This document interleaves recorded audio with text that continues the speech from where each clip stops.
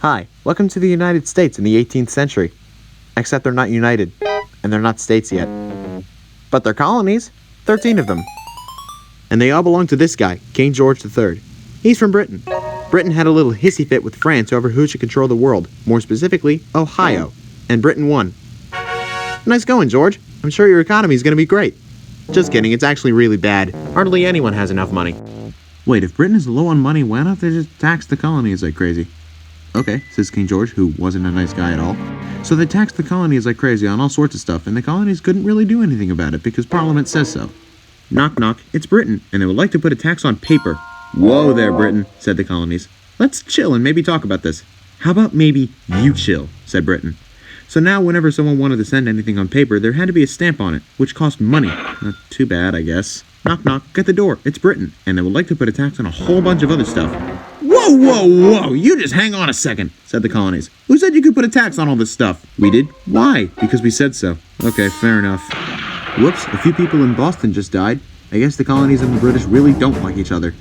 Knock knock, surprise, it's Britain, and they would like to put a tax on tea. Actually, that was kinda already taxed. How about they just make it so that their tea is the best tea? And the only tea the colonists can buy.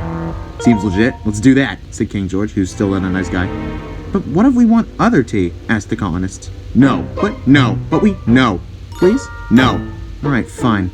So most of the colonists either drink that monopolized tea or just switch to coffee. But not this guy. He wants to get rid of all the tea. So he and his friends, all of them disguised as Indians for some reason, dumped like 18,000 pounds of tea into the harbor.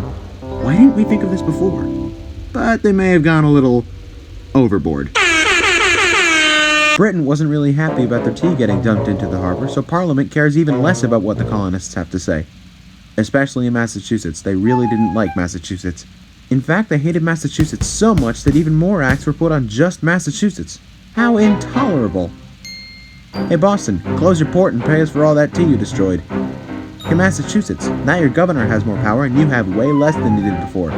Hey Boston, now you have to let our soldiers live in your houses. Hey colonies, you got a problem? Tell it to the judge, our judge. Now you can't convict us or frame us for murder.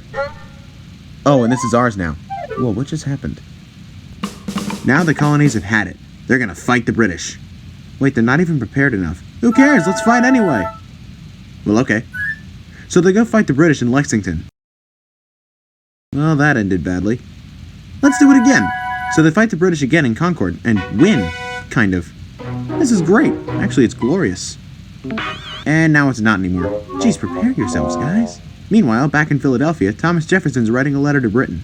Dear Britain, leave us alone. We're people too. Let us be free. Signed, a whole bunch of people. All General Washington wants for Christmas is to defeat the British and their German friends at Trenton. And that's exactly what he does. But what he doesn't do is stop the British from taking over the capital. Oops. You know, at this rate, the colonists probably aren't going to win the war. Oh, by the way, there's like 8,000 British forces hanging out in Saratoga. Surprise, said General Burgoyne, who was in charge of the 8,000 British forces hanging out in Saratoga. Surprise, said the colonial forces, and won. Alright, we give up, said Burgoyne. Actually, never mind, the colonies might have a shot. Especially with their new buddy, France. Oh, hey, you hate Britain too? Let's be friends and team up and defeat them in Virginia. Okie doke. Final round, America versus Great Britain. Fight! Oh, looks like General Cornwallis and the British are winning in the South. Bye, British communication. Wait, what? Knock knock. It's the colonial forces. And the French. Hello there, said the colonial forces.